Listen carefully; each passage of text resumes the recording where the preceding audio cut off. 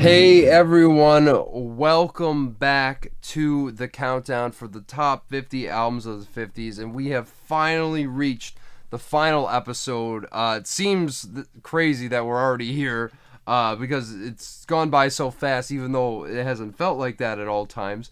But of course, today I am joined, as always, by John Stanek, Mr. Johnny Radio himself, and of course, we have a very special guest, one of my closest and dearest friends, Mr. Alex Kent. How are you doing today? And once again, I want to thank you for coming on and joining us for this very special episode.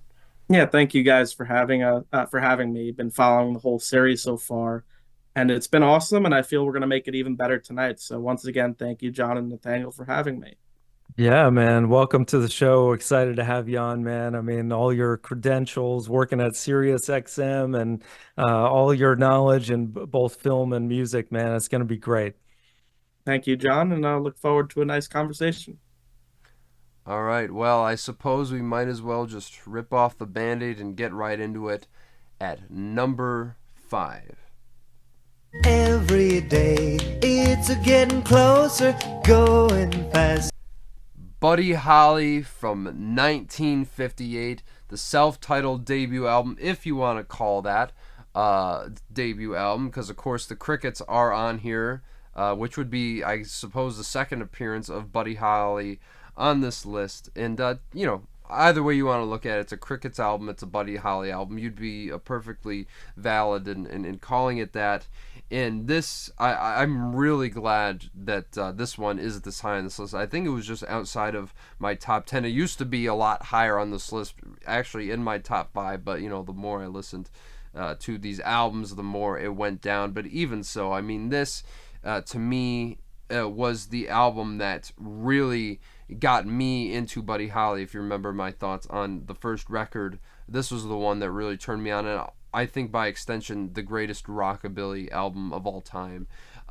Just what I love about this record too is just how creative of an artist he was as a songwriter, but also just from a musical standpoint as well, which is kind of the reason I put him above some of his contemporaries like Chuck Berry, just because these songs, you look at this track list. I mean, there's not really a weak track on this entire record. I don't really love the last song, Little Baby, on here, but every other song I love, and I suppose that brings it down just a peg. And the fact that these songs, thematically speaking, they're basically what you would expect. Nothing really crazy lyric wise, but these songs are so much fun. They're so exciting, short, straight to the point, but also just, as I said, so musically innovative. Buddy Holly was doing so many things that a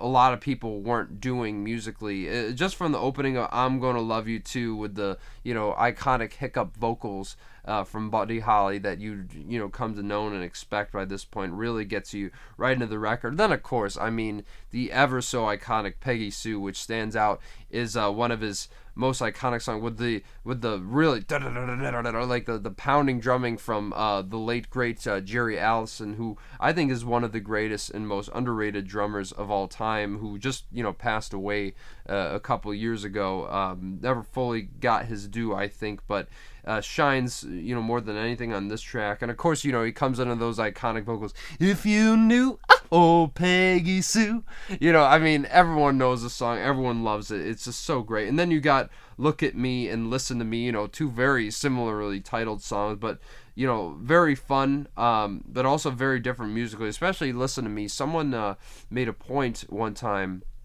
on a video saying that it was almost like, let's say he had that time to go hang out with the Beatles in the 60s when they went to India. Like, you could hear a little bit of like maybe raga influence or something in there. Unfortunately, that never really came to fruition, but I think it's just interesting if you look at it from that standpoint. But even like his cover of "Valley of Tears," I think is great with the organ in the background. Ready Teddy's pretty great, only a minute and a half. Of course, nowhere near as good as the Little Richard version.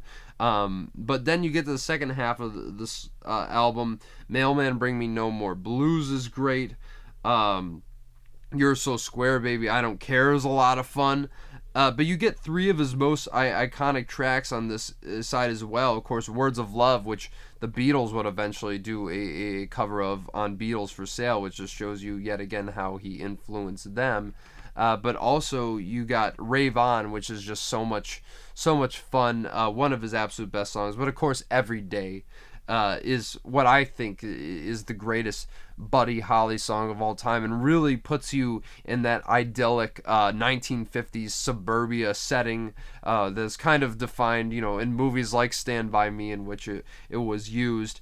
But more than anything, yet again, it's like that glockenspiel. Like it still has that, it captures the innocence of that era, but musically speaking, with that, and of course the hand claps, hand percussion from Jerry Allison that he was like doing on his legs, kind of similar to, of course, what Ringo would later do on I'll Follow the Sun. Yet again, another Beatles connection there, and you see the influence more than anything. Just such a great song with, of course, as soon as he comes in, every day it's a getting closer, going faster than a roller coaster. I mean, come on, how can you not love this song? It just puts a smile on my face every time I hear it. And I mean, I could go on and on about how influential this album is. And look, it's only 24 minutes long. It's easy breezy listen. It's just absolutely amazing. And I think it was very indicative of the music that would, I'd suppose all the way to this day, you could say, its influence is being felt, but more so within the 10, but more specifically the 5 to 6 years after this record came out. And it's just unfortunate that we didn't get as much music from him after this point, considering we tragically lost him just a year after this album. But I think if this, the fact that he is this iconic, just based off, a few songs that, became really popular, I think really says a lot. And as a testament to him as a musician, a songwriter, a guitarist, what have you, Buddy Holly is one of the best, and I'm really glad to see that this high on the list. Yeah, man, I think you pretty much covered it all. And I mean, definitely I expected this to be in the top 10. But yeah, top 5 is great. And it wasn't quite that high on my list. But hey, just from influence alone, you said it, man. I mean, from the Beatles to the Stones to the Zombies to fast forward 30 years after that to Weezer doing their own version of Buddy Holly. So great. So yeah, I mean, it's his influence is felt in every way, not just vocally, but also guitar wise. I put him up there with some of the other people we've mentioned from this decade, Bo Diddley, Chuck Berry.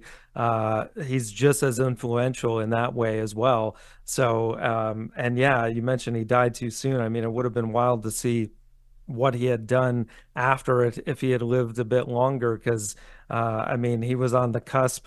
That'll Be the Day came shortly after, but just so many great songs in such a short span of time. So yeah, great pick, guys. Yeah, so glad to see this on the list, especially this being the first album that we're talking about tonight.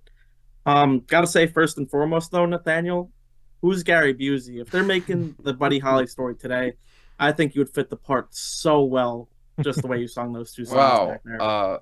Big compliment. I mean, I missed out on the part, but even so, I really means a lot to you saying that. But put your glasses on his face and you got it, man. So just going back to Buddy Holly though, one of the all-time greats. When you think of the 1950s and foremost going forward, everything that Buddy Holly produced was gold, whether it was his guitar sound that defined a generation, and as John was saying too, Bo Diddley as well. That sound, Buddy Holly and Bo Diddley, the two of them formed together. And I think when you think of going back to movie references as well, since we love to do that, to me, he was the music equivalent of James Dean, because the two of them were gone so young and so soon when they were just fleshing out their talent. And the biggest question ever with especially the 27 Club, that's a whole different topic for another day. But what if? And I think that Buddy Holly gave enough content when he was alive to give us number 5 spot on this list. But it's just so tragic to think about what would have been if he made it even to the 60s, even another year. He barely, It's just so sad to think about. And Another artist from the 70s, when he released a song that was commemorizing the three artists that were gone that day in February, was Don McLean when he wrote American Pie, and that introduced a whole new generation to Buddy Holly. So I think Yeah. just listening to Buddy Holly, especially with the length of his songs, this album alone, as you were just saying, Nathaniel, too, it's not even 25 minutes, and all of No. these songs, they're just so concise and to the point. Every single second is not wasted. And the Crickets as well, they're underrated on their craft with their instruments as Mm. well. So I just think Buddy Holly being here, the icon that he was and always will be, especially with those glasses. Everyone, when they think of Buddy Holly, they think of Weezer and the glasses. But when you look at these songs alone, I mean, Rave On, you got Peggy Sue, you got Every Day, and Nathaniel, that's your favorite Buddy Holly song. And that's a Mm-hmm. great, great choice. So it's really just picking your poison. What's your favorite Buddy Holly song? You aren't picking anything bad, since everything, as I was saying before, he produced was legendary. And whoever gets influences within the next year, 5 years, 10 years, 20 years, it will live on forever. Absolutely, man. And to that point, like what he could have done, I think he said that he probably would have moved on with the times of what they were doing, but I think he was looking more at producing. So can you imagine if he like took like a turn into prog or something and made like Days of Future Past? I mean, who knows?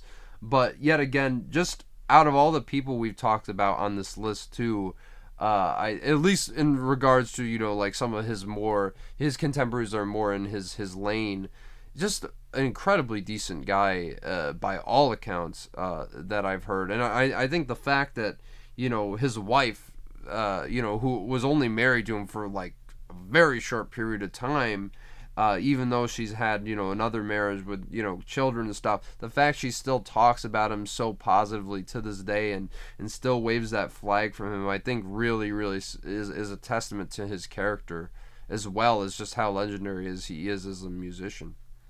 Yeah, absolutely. Totally just a legend that will live on forever. And for me, isn't the Mount Rushmore just of the pioneers with rock and roll in general. When you think of Little Richard, Buddy Holly, Elvis, whoever you want to select, once again, they're all iconic. But Buddy, to me, there's no one better. I think I take him. That's a hot take, but I take Buddy. I mean, he's at least two for me, so I completely understand where you're coming from, and I just think probably musically the finest songwriter of the early rock and roll era. Maybe that's a hot take, I don't know, but I absolutely love him and absolutely love this record. So really, really amazing to see this one this high on the list, and that now will take us to number 4.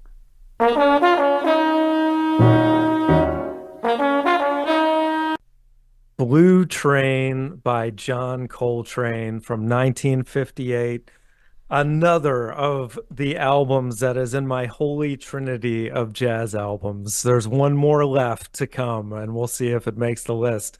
But yeah, man, this is just a near perfect record, and it's the one that I think really put Coltrane on the map, doing his own thing. Of course, he had many other albums that were great afterwards, but in the hard bop era, this is just one of the best, and such a striking, iconic album cover. Him with the blue hue there, and just from those opening notes of Blue Train, da da da da da da da da da da. It's like, oh man, it feels like you're about to watch like some kind of noir movie or something, but it's also jazz music that you can easily have in the background as you're doing things or having a party, where it's like subtle but also gets people's attention, or it's something you can truly focus on because the playing is that good, especially by Coltrane. But then you've got Lee Morgan, of all people, on trumpet, who we've already mentioned on this countdown. Paul Chambers on bass, some familiar names here. Chris Fuller on trombone, Kenny Drew on piano, and Philly Joe Jones on drums. But yeah, Blue Train to me is the standout song, but then from there you go into Moment's Notice, and it takes off into other directions where it's even more exciting in some ways, just showing off what these guys can do as players. Locomotion, almost every song on here was written by Coltrane, aside from I'm Old Fashioned, which was an old Johnny Mercer and Jerome Kern track. but also Lazy Bird, a great way to end off this album. And it's just 5 tracks, but obviously a bit longer than the Buddy Holly album in length. We're talking, somewhere around, I think it's close to 40 minutes or so, but it's Like worth 42, every second. yeah. There you go. I just love it, man. It's one of the jazz records that I come back to the most. Just absolutely love it. And great to see it this high on the list. Well, I certainly didn't have it this high on my list. I had it number 30 actually. So obviously think it deserved to make the list. But I definitely want to come and revisit it because even with that being said, it's one of my favorite Coltrane records. Top 3 Coltrane for me, and undeniably a great and definitive album of the hard bop era with songs like the title track, which is just absolutely phenomenal. And yeah, so many great tracks to be heard on this thing. I think, yet again, I think some of the more elongated moments perhaps I'm not as into in totality. I can't say I love every single song on here, but it's pretty damn great. And you really got a sense of just perhaps what Coltrane was going to do shortly after as well. I mean, this yet again the second Coltrane album on this list after Soul Train, which was like basically the same year. I'm pretty sure. So really kind of crazy to see the work he was putting in.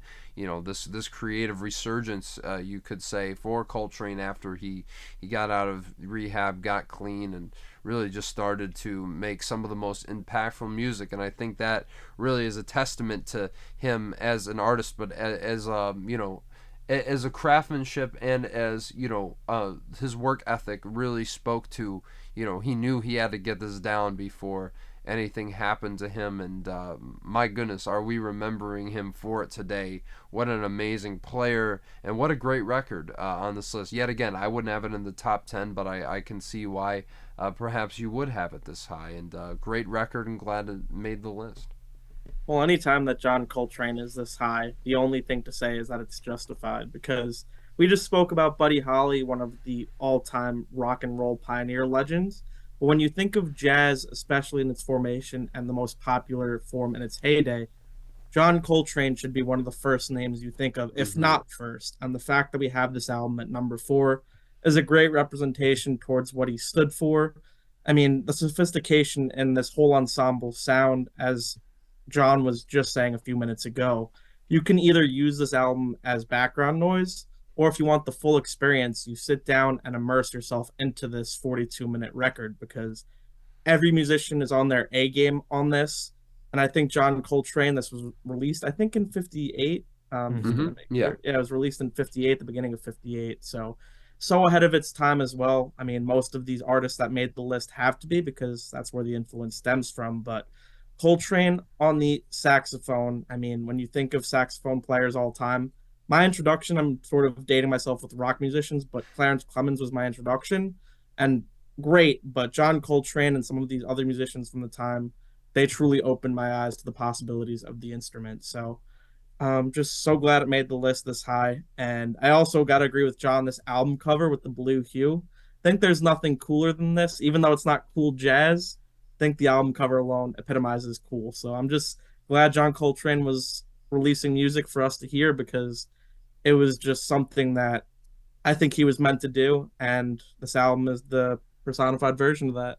Yeah, and I just want to mention one thing that I've mentioned many times on my channel, is that John Coltrane somehow is still not in the Rock and Roll Hall of Fame. And I realize it's not rock and roll, it's jazz, but Miles Davis is in the Rock and Roll Hall of Fame. So if you're going to open up Pandora's box, at least get Coltrane in there, for God's sake. Yeah, that's a whole argument with the flexibility. Even Sinatra, too, that's something else that I think they just need to make their borders stricter if they're not going to induct Coltrane. So, indeed. The precedent has already been set, so there's no reason not to. But I think that there's a great point you made, Alex, that it was his calling. You could maybe even say a calling from God, which we'd later... he'd perhaps dive into a bit more in the years to come after the fact. But yet again, another great record from Coltrane on this list. And that now will take us to number 3.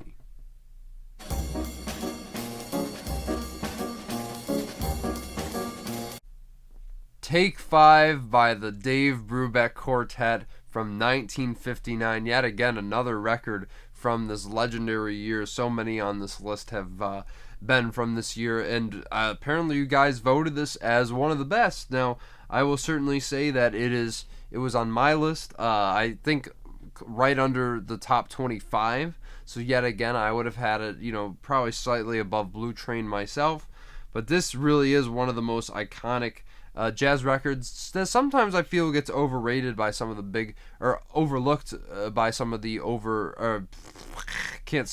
by the big publications, similar to Blue Train in that sense. But this really was an innovative jazz record, especially moving out of the hard bop era. Just the way they were playing with time signatures on this, shifting from stuff like 9/8 to 6/4, 5/4. I mean, it says the most famous song on here is called Take 5, which I think everybody kind of knows through cultural osmosis at the very least. It's kind of like the girl from Ipanema in that sense from Jets and Gilberto, but just that and then that I mean, come on, who doesn't know that? Written by Paul Desmond, who's playing alto saxophone on here, and it's just really iconic. Not my favorite track though, because of course not I do like the drum solo from Joe Morello, but it's not like I like to hear a little bit more on the track. My favorite's actually 3 to Get Ready. Yet again, playing, I believe with 3/4 on that track. But it's just so compelling. And yet again, it's such a cool album. It's so laid back, but it has so much energy, and it really accentuates in a way that some of these other jazz albums don't. Like, this is a very, very specific, right from the beginning of Blue Rondo a la Turk all the way through to Pick Up Sticks. This is just one of the most iconic jazz albums of this era, and you could make an argument one of the most iconic jazz albums of all time. Yet again, wouldn't have it this high on the list, but I certainly understand, and I'm in some way kind of happy to see that people do love this record this much, because it shows that it hasn't been forgotten about and is a staple to many homes, I'm sure, growing up and onwards. Yeah, I think I'm not that surprised to see it this high on the list. It wasn't this high on my list either, but definitely love it. It was on my list, but it's what I would say is, like, I can see why people love it so much, because it's one of those, it's kind of like a gateway jazz album. Like, I could see how somebody who's new to the genre, if you get into this album first, it's going to get you excited to hear more. Because, I mean, Take 5 or Blue Rondo a la Turk, you're like, oh, yeah, I have heard this somewhere before. And it just brings you in. And then you're just compelled. Like, the whole thing is great. And it goes by, like, so quickly.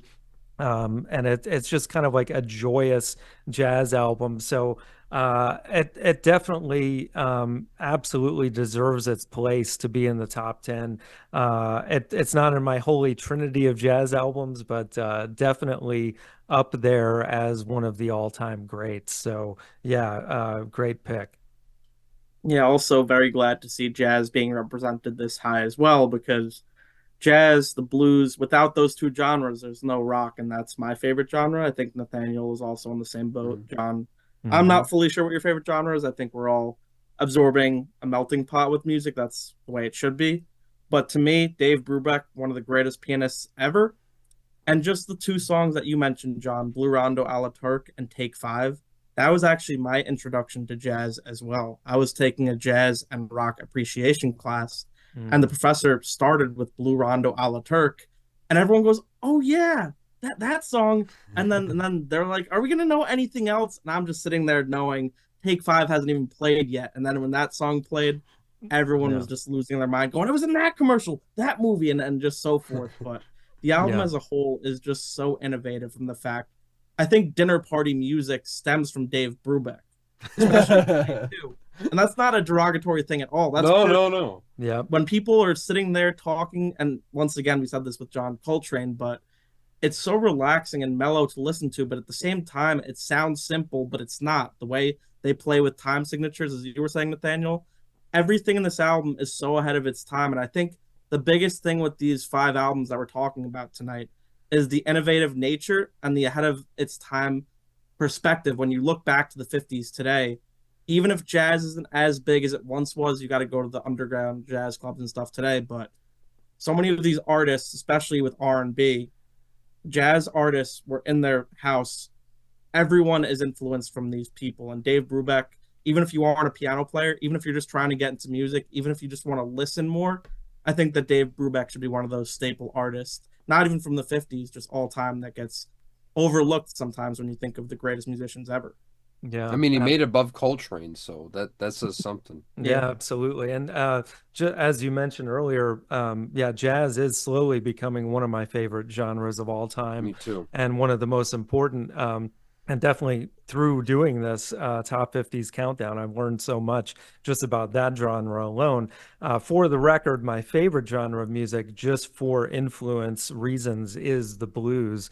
And I feel like jazz and blues are kind of the two most important, genres that would end up creating rock and roll eventually. But yeah, I mean, we've talked about so many in those three genres alone, and just how much originated in the 50s that has carried through today. It's really unreal when you start thinking about it. Your head will explode. But yeah, Dave Brubeck definitely deserves a spot in being one of those influences. Absolutely, and I was laughing at your point you made earlier, Alex, because I'm like, it's true. Like when you think of like all the, since the mid 20th century onwards, like how many times that's been played at dinner parties, it's probably, we can't even keep track. Yeah. But even so, I think it's also important to mention that this band too, the Dave Brubeck Quartet, was one of the first integrated groups that actually toured and traveled. So I think in that sense too, it was very important what these guys were doing together. Of course, Dave Brubeck, Paul Desmond, who were both white, but also Eugene Wright and Joe Morello as well. And with Eugene Wright being a black man in this group. And they went all over the place doing all these tours in all these different countries, and I think broke a lot of ground in that sense as well, in addition to breaking some ground musically. So it's good to see that people still, like I said, are aware of this record, and obviously a great choice to make this countdown nonetheless. And that now will take us to number 2. Well, it's 1 for the money, 2 for the show, 3 to get ready, now go, cat! Of course, you knew that he had to be in the top 5 on this list. Of course, we're talking about the king of rock and roll himself, his debut album, Elvis Presley, from 1956. I'm actually, considering the flack that Elvis has gotten in years since, considering what he was to the music industry and whatnot. I'm actually kind of surprised this album ended up being this high on the list. Now, I will say for myself personally, none of that has ever really affected my love for Elvis's music. This was in my top 20 on my list. I had this at number 18, but I mean, I think this is very understandable why this is number 2 on the list, because whether, he appropriated black music or not, what is a fact is how he delivered it and packaged it was unlike anything we had ever heard before. Right from the opening here on his version of Blue Suede Shoes, which I think is even better than the Carl Perkins version, just from the, well, it's a 1 for the money, 2 for the show, 3 to get ready, now go Kid Cooper, don't you step on my blue suede shoes. I mean, come on, it's one of his most iconic songs. And right from the beginning that there's no better way to kick off this record than with that song. Just amazing, amazing, amazing Elvis track. So iconic. But, I really do love this whole album. This is definitely in my top 250 favorite albums of all time. I really, really love this record. Maybe not as much as Buddy Holly per se, but, ballads like I'm Counting on You I think are really great. I kind of love his version of I Got a Woman as well. Has a great rockabilly energy to it that perhaps is lacking in the Ray Charles version. One-Sided Love Affair is great. I really love I Love You Because, with the whistling coming in and him just really delivering these beautiful vocals over this ballad. I think some people aren't as huge on this stuff, but I really love it. Or Just Because is such a great rollicking rockabilly number. Of course, you got to mention the great Scotty Moore on guitar here, who I think really defined a whole generation of guitarists. I'd say even more so than Buddy Holly. I know Keith Richards, there's that famous quote. He's like, everybody was listening to it and they said they wanted to be Elvis. He's like, I wanted to be Scotty, and I think that really does, show later on. Tutti Frutti, yeah, it's very good, but I don't quite love it. Trying to Get to You is a great, bluesy type of ballad on here as well. Yet again, I'm going to Sit Down and Cry review is great. I'll Never Let You Go, Little Darling. Some of these songs, yet again, lyrically speaking, not anything to go home about. But I think one of his absolute best ballads is Blue Moon. And I think one of his absolute best vocal performances of all time. The way he goes into that falsetto with that amazing Elvis vibrato that he became so well known for. It just, the first time I heard it, just sent me somewhere else that I never, had experienced before. And I think it goes overlooked in his discography, even though this album is so iconic. I mean, look at the album cover alone. One of the greatest album covers of all time, with the pink and green font, which would also be replicated by The Clash on London Calling.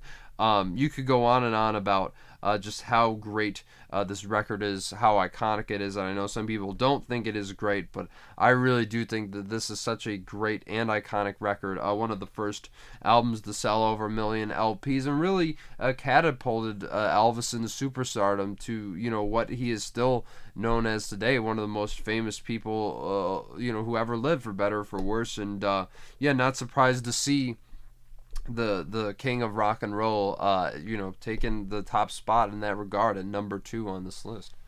Yeah, I'm not too surprised, honestly. I didn't have it quite this high. I think it was like around number 40 on my list, somewhere around there. Look, I'm going to have a hot take here, I guess. I think it's overrated. I think, level of influence, of course. I mean, the king of rock and roll, the smashes of Blue Suede Shoes. I just think, like, overall, it's, I just tend to go to his greatest hits rather than this. So I don't think it's like one of the best debut albums of all time, is what I'm trying to say. And I don't think it belongs this high on the list, but I get it. It's Elvis, what are you going to do? But I'm not the biggest Elvis fan overall. He would not be, I know you mentioned earlier, Alex, your Mount Rushmore of rock and roll. And of course, everyone would have him on there, but I'd just chip him off. Wow. Oh, I mean, I hot totally take, baby. That's the hottest take of the night. I thought mine was hot, but I totally understand where you're coming from, but I wouldn't go that far. I just think overall, Elvis bursting onto the scene with this album, and the cover alone too, that was, once again, my introduction was through London Calling, since I always just listened to their stuff first, The Clash, and then I went online maybe 10 years ago and saw Elvis Presley's first album. The Clash copied Elvis, and then I realized Elvis's influence was to everyone. I mean, rock and roll in general, Elvis Presley is the king. I was going to say was because he isn't here with us, but Elvis always will be the king. That's the way it works. I think the immortal nature of Elvis, my favorite element of this album is the rawness. Since after this, Elvis became the legend that we know today. And yes, Tom Parker was always there with him. And if you want to see the Tom Hanks version, maybe you don't have to. I'm not going to throw a plug for that movie. But either way, Elvis was himself with this album. Whatever he was doing, just that down-to-earth boy next door thing, just him, his acoustic guitar, and the voice from heaven. This album was that. It wasn't any sort of influence telling him what to do. It was just a teenager going into the studio, playing what he knew, and recording his version of it. So even if there are imperfections with the way it sounds today, and yes, the lyrics are very simple, but most of the music at that time was, when you just analyze the words themselves, I just think even looking at the image, since we're only mentioning the font, the pink and the green, just looking at Elvis on stage howling away, I think when people ask what was Elvis Presley and what did he represent, I think this album, even though it features not a ton of his hits when you look through the track listing, I think Elvis, this was him at his most pure. And even though, yes, in the movies he was a star as well with all the great actresses of the time, especially Viva Las Vegas with Anne Margaret, I think Elvis was himself here because we know with legends, they get thrown into Hollywood, that whole stardom, and then they get recycled. But Elvis here was at his most raw, unfiltered. Whatever he was doing was heard on this album. So I think even though it was released in 1956, I think even today, if you want to get the best understanding of Elvis with all the material, all the albums released after his death, you're going to get the purest form of his record here. So I think that the influence alone warrants this spot. But John, I understand what you're saying. If we're just listening to this today without any of the subtext, I get why you would say it's somewhat overrated as a debut album, but I can't just throw those facts away. I have to, I guess, put everything into perspective and understand what this means to music as a whole. Yeah, and that's a great point about the purity of him. And I will, for the record, say, like, he is one of the greatest vocalists of all time. I mean, Yes, there's no doubting yeah. that. And he was like the first like rock god, you know. And I mean, just in that influential sense alone, I mean, he influenced everybody. So, you know, I was a little maybe harsh in my sentiments earlier, but you know, you gotta love Elvis. Everybody does to some degree. I just don't love him as much as everybody else does. But I do. I totally get it why it's this high. So Yeah, because the chipping off Mount Rushmore, I can't go that Yeah, far. that's Well, I know something that some think people would. we might have to remodel Mount Rushmore and put someone else, but it's just Elvis has to be there.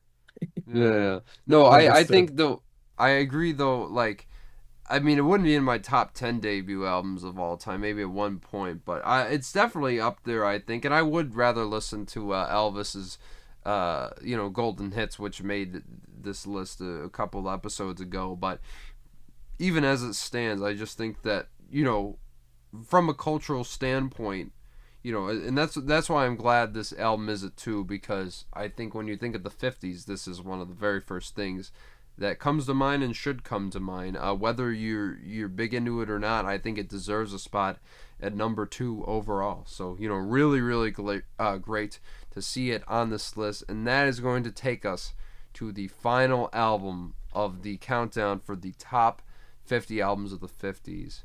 And coming in at number 1 is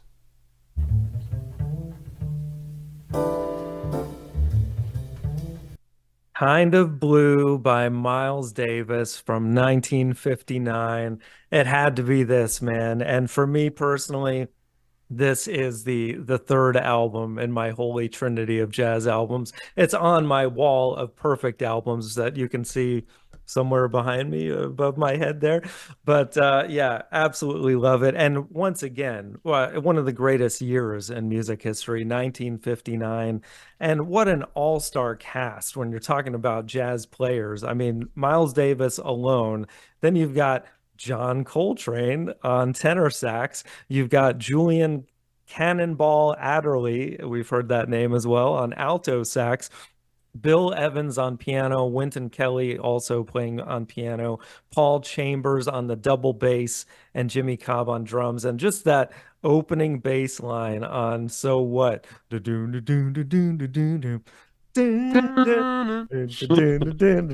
just the coolest damn song ever made, man. And just when it kicks in with the drums and Miles with that high note, it's like, oh yeah, man, you're in for the ride.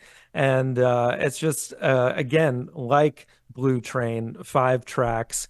This record's about right at 45 minutes in length, just kind of the perfect length of any album in my opinion. But man, just every single moment of this thing, from So What to Flamenco Sketches, which is just so beautiful. You get just a sense of every kind of flavor that jazz can offer on this album, which is another reason why, like Time Out, I say this is another great one to start with if you're new to jazz, because there's just so much to love about it, let alone it just being, in my mind, just a perfect record. But Blue and Green, another just gorgeous track, all blues. You get all the best moments of hard bop while also getting just these glorious, just I don't know, it feels cinematic in ways when you're listening to some of these slower tracks as well, but there's not a dull moment in any of it, and I'm so glad that this took the number one spot. I mean, what else was it going to be? I mean, you all knew right from the beginning that this was going to end up being number one, and I have to rectify some sins that I've committed in the past. When I did my episode for the top 50 or my top 10 albums of the 50s all that time ago, this didn't make my top 10, and I find it interesting. You say it's a great entry point into jazz. I do agree with that, but I didn't fully love it to the extent most people did when I first heard it.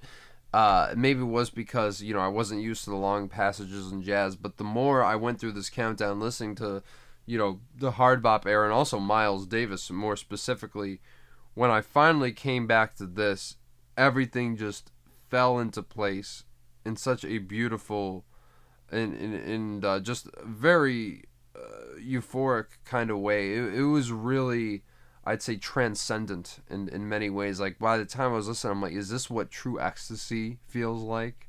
That's how it felt when I finished Kind of Blue, listening on my stereo system over there and just soaking in all the sounds, the amazing production as well. And I just think having a greater appreciation for the hard bop era really makes you even more, I guess, aware of how far ahead this is than almost every album of that era. Really with the bringing in all the modal sensibilities that just basically blew open the door for modal jazz. The chord progressions here are just so sublime and so unbelievable, just from a compositional standpoint, that it really far surpasses anything from that era in that regard. From the beginning of So What, just so iconic, but Freddie Freeloader as well, you could even argue being better in some regards.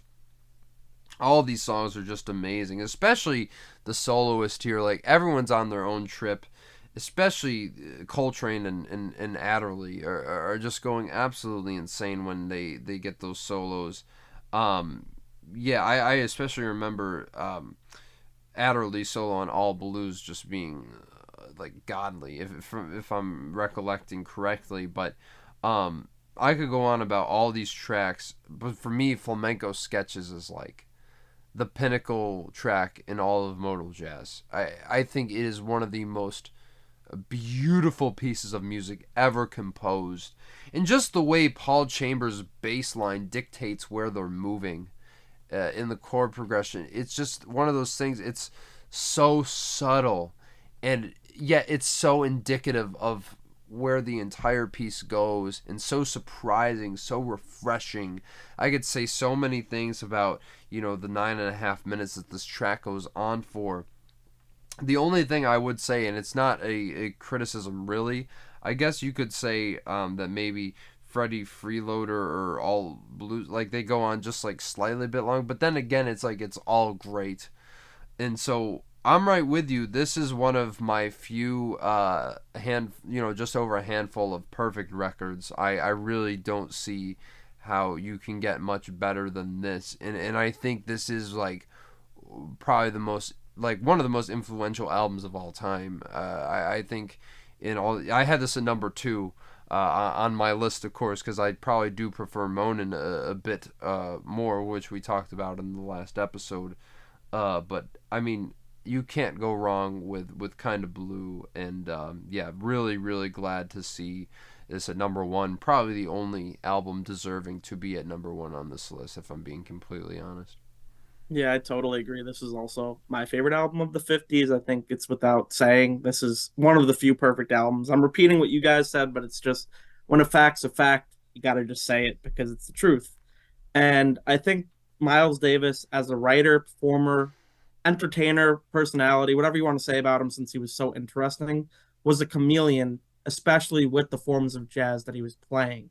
He was the one that all other jazz musicians of the time looked at as what was he doing? And then they followed suit, similar to the Beatles a few years later in the 60s. Whatever they were doing, people were trying to emulate. But the thing is, when Miles Davis perfected that form, you knew it was him just based on the tone, the everything about the instrument itself and the ensemble, as you were listing off earlier, John. They were all in perfect form for this record. And one of my favorite elements of jazz, when done right, sure, it's improvisation, so you have room for error more than any other genre. But when you hit the nail on the head and all the people playing are in unison, that's when you get, especially with classical music too, even though that's the most written out form. But when you get an ensemble that is in the same place, it's as if you get one giant beast that no one's going to beat. Because I know that analogy might sound strange, but no one's going to take them down. They're in their mood, they're in their element, they're in their groove, and just over and over these 10-minute songs, you think that it's going to never end. As you were saying, Nathaniel, you were in pure ecstasy when you were listening to a few of these songs because they take you there. They take you to another place. And I think the Kind of Blue is an art form, is an art piece actually, Yeah. that no matter what you're doing, you got to sit down. I think this is an album that, especially Desert Island, if you were to go somewhere, you take it with you because every single listen you learn something new. You hear a new detail, the layers of sound go on and on. And I think once again, even though Miles Davis went on to produce other great albums in the 60s, I just think that Kind of Blue, not even for the 50s alone, it's one of those albums that no matter what, it's going to remain in the realm of perfection forever. Oh yeah. And you made a great point about Miles being a chameleon. I mean, he would go on in the 70s to do Bitches Brew and again, all the other jazz people were following him and being like, okay, where's Miles going next? And that speaks to what I was alluding to earlier about him being essentially like the only jazz artist in the Rock and Roll Hall of Fame. You can see why. He exuded that kind of rock and roll, not just lifestyle, but just that aura in the music. And you can see it here. But I think, like you said, man, it never got better than this. I mean, it's just total perfection. No, like every single note being played on this album is absolutely perfect. Not a single note is missed. It's so expertly performed and crafted. And also, it's worth noting that if you look at this list in its totality, number 50, we start off with Miles Davis. And then at the midpoint at 25, Miles Davis. And closing out the list, number 1, Miles Davis. Yeah. I think, easily the best jazz artist of all time. I just think is this guy. Though I'm not in love with every single thing he did, going forward with the experimentation, he definitely has the greatest discography from top to bottom than any jazz artist, and I think easily the most influential artist of this era. I would even say more so than Elvis. I certainly like him more than Elvis, just in general, and definitely one of my favorite artists from this era and of all time as well. So yeah, guys, I don't think you can end this countdown any better than this. But before we go, I just, I wanted to talk to you, John, specifically about some albums that you thought maybe should have been represented on the list that we didn't quite get to squeeze on, and just anything that you thought, could have been there. That's a good point or a question. I wasn't really prepared to talk honorable mentions because honestly, most of all the stuff I thought should have made it. Let me see here. And I think I actually did allude to some of the things as we were going. I did want to just give a shout out. We were kind of talking off air about Santo and Johnny. I really love their music and their record, which had Sleepwalk on it, the self-titled. I thought was really good. It was on my list. It didn't make the final list, but aside from that, most of at least the artists that I thought deserved to be on the countdown are here. So I didn't have a lot to complain about on this one. Sure. Well, there's a couple. I mean, yet again, a lot of these are artists who have been on the list. I would have liked to seen "Sweet and Hot" by Ella Fitzgerald. That's like one of my favorite Ella Fitzgerald's albums. Of course, More not Ella as good for sure in general. Yeah, of course, could have gone with like 2 more records from her. It's not as good as Ella Fitzgerald sings the Cole Porter Songbook or anything like that. But it is a top 250 album for me, with her amazing version of "Taking a Chance on Love." And as I mentioned before, Ellen Louie again, I would have loved to see, because I like that even more than the one that made the list. But there are a couple of, yet again, not to say that Miles Davis was underrepresented by any means. I mean, he had 4 albums on this list, but I really would have loved to see "Cookin' with the Miles Davis Quintet." I think that's like right. I'd put that above all the other albums except the one we just talked about. I think it was truly, truly great. I think that there are a couple albums though that I think, or a couple artists who kind of got left off. I really would have loved to seen Hank Williams, one of my, obviously the most influential country artist, probably of all time, at least if we look in totality. I mean, without him, we wouldn't have had Chuck Berry or any of these guys, and definitely one of the most legendary songwriters ever. I'd put him in the top 10 songwriters who ever lived. And I would have loved to see Moanin' the Blues make this list as well. I really, really love that album. I think definitely very definitive of this era. But I also have to give a shout out to, Nat King Cole made the list. Would have loved to see more of his records, especially some of his jazz stuff. It would have been great to see. But I think two of the biggest glaring omissions for me, and I can understand why one didn't make it, especially considering the release being confusing. I would have loved to see, "Merry Christmas" / "White Christmas" by Bing Crosby, which I think is one of the most iconic Christmas records of all time. But of course, originally came out in like 45, but then there's the 55 re-release, and I counted that for my list. And perhaps either one, people hadn't heard of it put on there, two, just didn't consider it. With all things considered, but I definitely counted it on my list. But one artist I think should be mentioned, I think album-wise, who should have been represented was Jackie Wilson. I had "He's So Fine" on my list. It has Reet Petite and a few other "To Be Loved." Some really, really great tracks. One of the greatest singers of all time.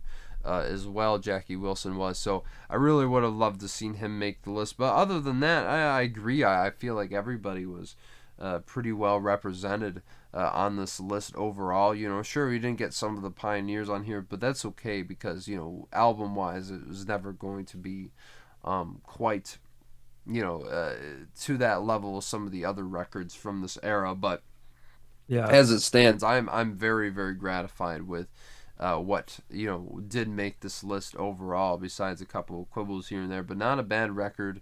Certainly better than the last countdown we did, I'll say that much. for And sure. I did make it known already that I was upset that John Lee Hooker didn't make the list. Usually blues does kind of get the shaft, and B.B. King didn't make it either. I was kind of surprised, actually. That's I think shocking. there were too many good albums that they canceled themselves out in some way. But yeah, I was at least glad to see some blues was represented on the list. So I wasn't too upset. Yeah, someone that followed the list religiously. This was before I went to bed. This was the viewing. Enjoyed it, and now I'm finally a part of it. So I think some of those omissions the two of you mentioned, especially B.B. King, the blues does get shafted sometimes, as you said, John, but I think that adds to the appeal and beauty of it from the fact that these artists get more material to work with. So I just think in general, you guys did a great job, and I'm really honored to be asked to be involved with this, especially the final 5 albums that we just listed. Oh, absolutely, man. It was our honor, man, to have you on. It was a great conversation. Hope to do it again sometime. And yeah, man, keep rocking. It was awesome. Absolutely. Yeah, thank you, guys. I knew with your knowledge you'd be a perfect guest for this episode, and I'm really glad that we made it, come all the way to fruition. So I guess on that note, where can the good people find you if they want to check you out, Alex? So if they want my media page, go to Instagram, and my name is Kentertainment Reviews. So the word entertainment just with a K in front to wordplay my last name. Yes, Nice. indeed. Well, hey, man, thank you again for coming on. This was quite a lovely time talking to you two gentlemen, and that's it. I mean, I don't know what the future is going to hold in store. End of an era, man. Yeah, We've completed, I would say, a century worth of music, but I mean nearly, if you count 21st century countdown as one thing. So um yeah, I don't think we can go back any further, guys, album wise anyway. So we're gonna take a break at least for quite some time, I think. Yes, don't expect anything for at least a year or more. But I want to say, really this whole experience has meant a lot to me, especially coming in, with the pandemic and everything, and discovering Johnny Radio, watching your videos, and really getting a sense of, musically, similar, I guess, taste that we had. It really definitely gave me a lot. So to be able to not only be able to come together and finally chat or whatever, but to have you become one of my very closest friends, it really means the world to me, man. We've shared so many great memories on here, and I really love you, man. Like this has been an amazing I love journey. you too, man. Same here. I mean, it's this may be ending for this series or whatever we want to call it, but the friendship goes on forever, man. Yes, indeed. And that's the beauty of music, It's like people that have like-minded, and we don't always see eye to eye on everything, but I mean, the love and the passion for just the beauty of that is music brought us together, and I know it's going to keep it going. So looking forward to what the future holds, my friend. Absolutely. And thank you all, because we could not do this without you. And we've always appreciated the input on this countdown. I know this one in particular didn't get as much traction, but even so, like, you're why we're here, and I hope that we delivered in some regard, and that you keep coming back for more regardless of what we do separate, and hopefully together again soon. So yet again, thank you for joining us on this countdown and all the other countdowns in the past. We will talk to you guys hopefully sometime soon. So until then, au revoir, and you have a lovely, lovely time. Peace. Take it easy, guys.